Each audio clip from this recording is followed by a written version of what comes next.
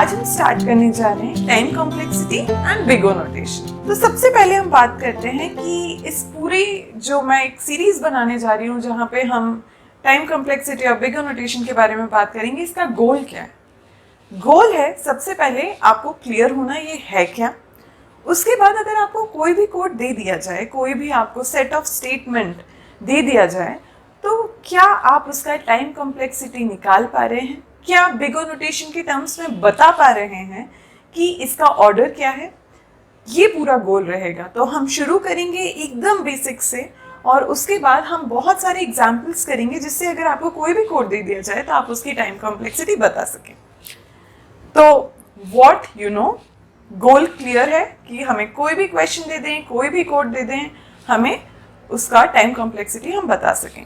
Next बात करते हैं क्यों पढ़ना है, क्यों टाइम कॉम्प्लेक्सिटी पढ़ना ज़रूरी है। तो पहली बात, इससे आप एक अच्छे प्रोग्रामर बनते हैं। कैसे? अगर आपको टाइम कॉम्प्लेक्सिटी समझ आती है तो आपको पता है एक अच्छा कोड क्या है और एक बुरा कोड क्या है। जब आपको डिफरेंस पता होगा तभी तो आप अच्छा कोड लिख पाएंगे। तो पहली बात तो ये हो गई कि आप एक अच्छे प्रोग्रामर बनते हैं। दूसरे, आज की डेट में आप कहीं भी इंटरव्यू देने जाएंगे, आपसे कोड तो पूछेंगे ही पूछेंगे। जब आप कोड लिख लेंगे तो नेक्स्ट क्वेश्चन होगा कि इस कोड की टाइम कॉम्प्लेक्सिटी कितनी है। जब आपसे ये क्वेश्चन पूछेंगे तो बहुत ज़रूरी है कि आप इसका आंसर दे पाएं। अदरवाइज एक तरीके से आपका कोड लिखना फालतू गया अगर आपको ये नहीं पता कि ये कोड जो आपने लिखा है इसकी टाइम कॉम्प्लेक्सिटी कितनी है। तो ये दो मेन रीजंस हैं जिससे मुझे लगता है कि सभी को जो कोडिंग कर रहे हैं उन्हें टाइम कॉम्प्लेक्सिटी के बारे में पता होना ज़रूरी है। तो वाई का आंसर क्या हुआ? यू शुड, ये आपको हेल्प करेगा to become a better programmer.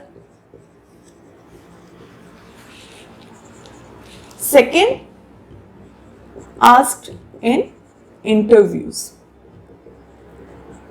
Interviews में पूछा जाने वाला बहुत कॉमन क्वेश्चन है।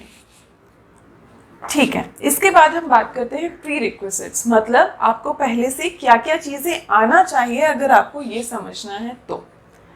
इसके लिए अगर आपको थोड़ी बहुत कम कोडिंग भी आती है तो भी चलेगा। ऐसा नहीं है कि आपको बहुत कोडिंग आनी चाहिए। तो अगर आपने लाइफ में कभी भी एक कोड भी लिखा है तो मैं कहूँगी आप इसे समझ पाएंगे, बेसिक कोडिंग। और साथ में अगर आपको थोड़ा मैथमेटिक्स में फंक्शन समझ आता है तो उससे आपको बहुत हेल्प मिलेगी। नहीं भी आता तो बहुत बेसिक है, बहुत बेसिक।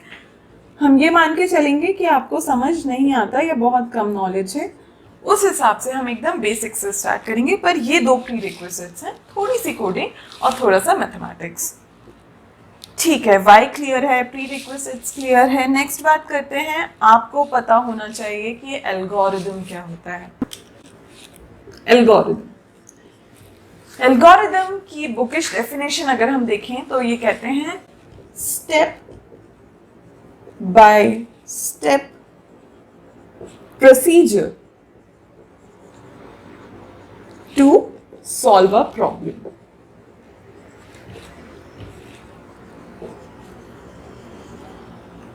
अभी कोडिंग अगर भूल भी जाए तो स्टेप बाय स्टेप प्रोसीजर किसी प्रॉब्लम को सॉल्व करना, ये एल्गोरिदम है। मतलब अगर मैं आपको चाय बनाने को बोलती हूँ और आपको नहीं आता है तो मैं उसकी कुछ स्टेप्स आपको बताऊंगी कि आप पहले एक यूटेंसिल लीजिए, उसमें आप पानी डालिए, कितना शक्कर, कितना पत्ती, पूरी स्टेप्स मैं आपको बता रही हूँ। तो ये एक तरीके से एल्गोरिदम ही तो है। ठीक है, रियल लाइफ में ये एल्गोरिदम है। कंप्यूटर वर्ल्ड में क्या है एल्गोरिदम? जब आप किसी प्रॉब्लम को सॉल्व करना चाहते हैं, जैसे आप प्राइम नंबर फाइंड करना चाहते हैं तो आप उसके लिए कुछ लाइंस लिखते हैं कोड की, यही एल्गोरिदम है। Step by step procedure to solve a problem. ठीक है, तो यहाँ पे मैं जैसे प्राइम नंबर फाइंड करने का कुछ कोड लिखूंगी, कुछ लाइंस लिखूंगी, यही प्राइम नंबर फाइंड करने की एल्गोरिदम हो गई जो आपने यूज की है। तो अभी आपने एल्गोरिदम लिख लिया। नेक्स्ट स्टेप क्या है? नेक्स्ट स्टेप है कि आप इस कोड को रन करोगे। जब आप किसी भी कोड को रन करते हो तो आपके सिस्टम के रिसोर्सेज वो प्रोग्राम यूज करता है। क्या यूज करता है? एक एक लाइन की प्रोसेसिंग हो रही है। अब एक एक लाइन की प्रोसेसिंग कर कौन रहा है? प्रोसेसर। तो प्रोसेसर का टाइम यूज हो रहा है इसमें, राइट? तो पहला रिसोर्स जो यूज हो रहा है वो है प्रोसेसर, जिसके बारे में हमें चिंता करनी चाहिए। और दूसरा अगर हम देखें तो मेमोरी यूज हो रही है। आप वेरिएबल्स बनाते हो, है ना, और वेरिएबल्स में कुछ स्टोर करते हो, वो कहाँ पे जाके स्टोर हो रहा है? रैम में, मेमोरी में। तो दूसरी चीज है मेमोरी। तो अभी हमें ये क्लियर हो गया कि ये हमारे सिस्टम के रिसोर्सेज हैं, प्रोसेसर और मेमोरी, जो कि जब हम एल्गोरिदम रन करते हैं, जब हमारा कोड रन कर रहे हैं तो यूज होते हैं। अभी अगर हमारे सिस्टम के रिसोर्सेज यूज हो रहे हैं तो कितने यूज होना चाहिए, कम या ज्यादा? एक अच्छी एल्गोरिदम कौन सी होगी, जिसमें रिसोर्सेज ज्यादा खर्च होंगे या जिसमें रिसोर्सेज कम खर्च होंगे? आंसर होगा जिसमें रिसोर्सेज कम खर्च होंगे, मतलब जिसमें प्रोसेसर कम ऑपरेशंस में रिजल्ट दे दे, उसका कम टाइम लगे, मेमोरी कम लगे, मेमोरी में कम चीजें स्टोर हो, पर हमारा रिक्वायर्ड रिजल्ट हमें मिल जाए।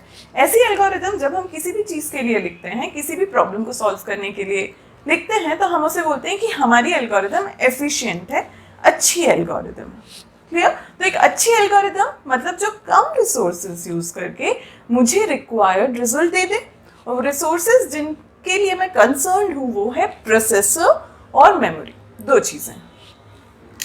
तो एल्गोरिदम मैंने क्लियर कर दिया, step by step procedure to solve a problem. दूसरी चीज रिसोर्स यूटिलाइजेशन भी मैंने यहाँ पे आपको बताया कि प्रोसेसर और मेमोरी, इन दोनों के बारे में हम बात करेंगे, पर मेनली हम बात करेंगे प्रोसेसर के बारे में।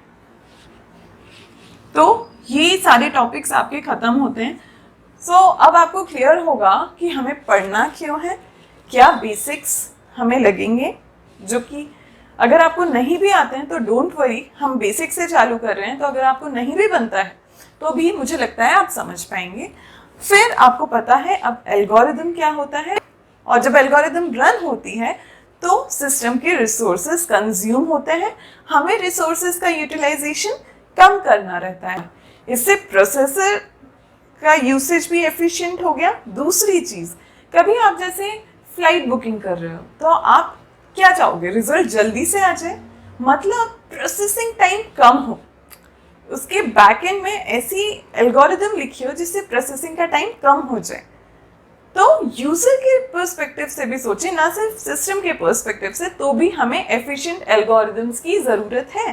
तो इस तरीके से एफिशिएंट एल्गोरिदम लिखने के लिए अगर आपको टाइम कॉम्प्लेक्सिटी और बिगर नोटेशन और पता होगा तो आप ज्यादा अच्छे प्रोग्रामर बन पाएंगे, एंड ये आपको हमेशा हेल्प करने वाला है in interviews, while writing any code, हमेशा हेल्प करेगा। इन द नेक्स्ट ट्यूटोरियल हम स्टार्ट करेंगे टाइम कॉम्प्लेक्सिटी से। Thank you.